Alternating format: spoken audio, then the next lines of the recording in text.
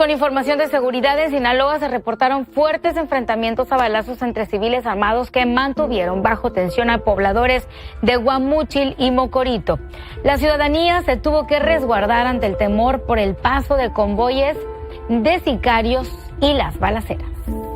En Sinaloa, el negocio de la muerte sigue la orden del día. Y si pensabas que el cartel del Mayo Zambada había perdido su toque, prepárate, porque la cosa está lejos de calmarnos. ¿Alguna vez te has preguntado qué tan rápido puede cambiar el destino de un sicario? Como de un momento a otro, de ser el que imparte terror, termina siendo víctima de una venganza despiadada. Bueno, te cuento. En Palmito del Verde, un grupo de sicarios de Los Chapitos se encontró con una sorpresa muy desagradable. Aparentemente, los muchachos de la Malliza no se conformaron con un simple ajuste de cuentas. No.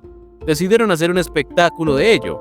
Y si pensabas que el video viral que circula en la red social X era una simple broma o un truco, piénsalo de nuevo. En este video, vemos cómo 8 sicarios de Los Chapitos se convierten en blancos de una ejecución brutal.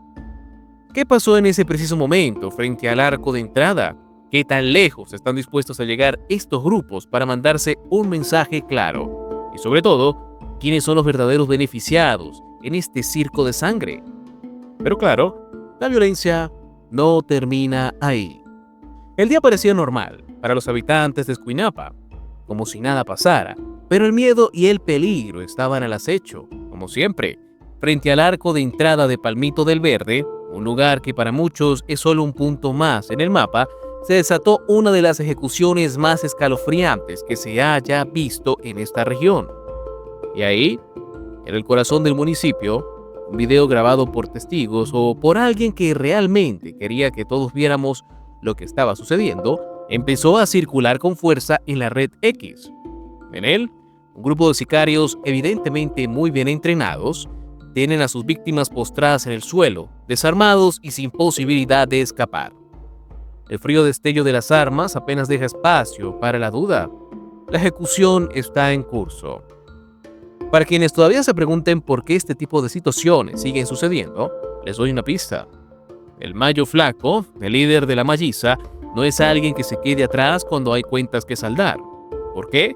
Porque para este grupo, cada acción violenta tiene un propósito: dejar claro quién manda en el terreno, o quizás poner fin a los pequeños intentos de control que los rivales, como los Chapitos, intentan desplegar por la región.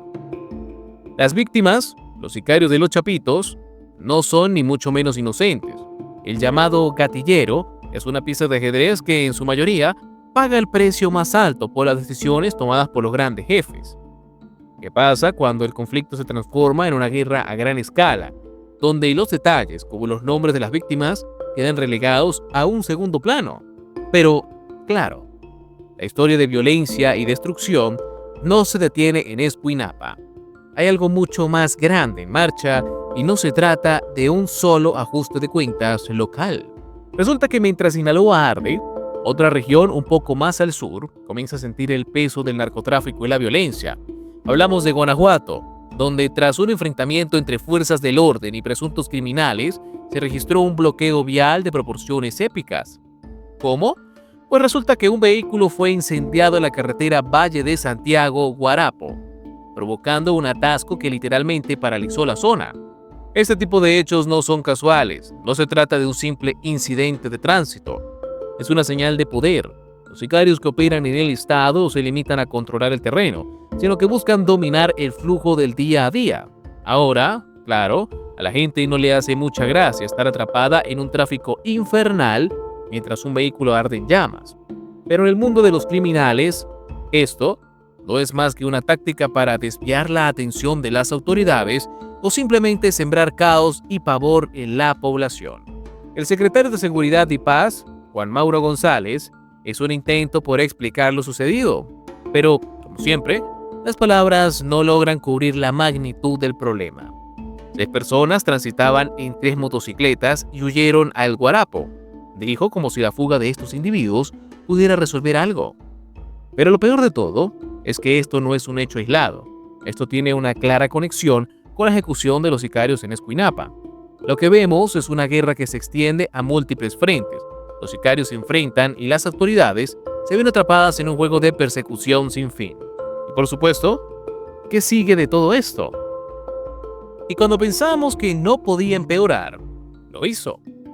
Esta vez no estamos hablando de un simple enfrentamiento aislado, sino de una jornada de violencia que azotó los municipios de Mocorito, Salvador Alvarado y Guasave en Sinaloa.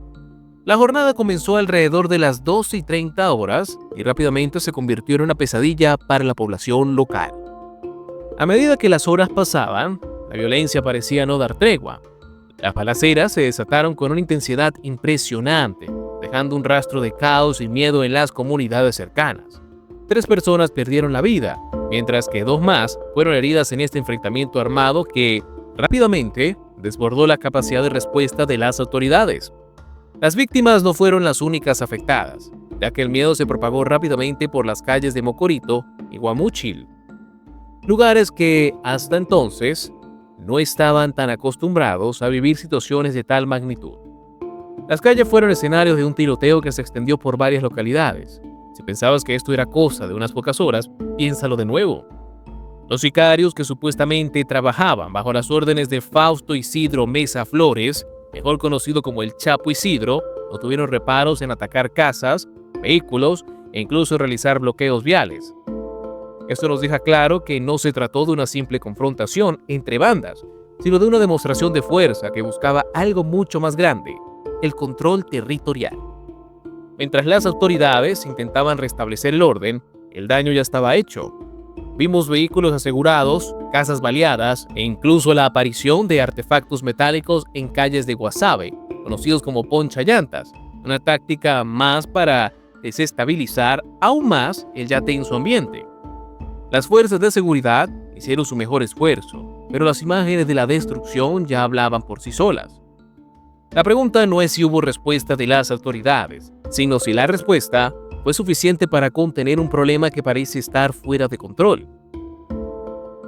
El saldo no solo fue de muertos y heridos, sino de un ambiente de caos que desbordó cualquier expectativa. Además, el crimen organizado dejó en claro una vez más que las ciudades, las calles y las comunidades no son su único campo de batalla.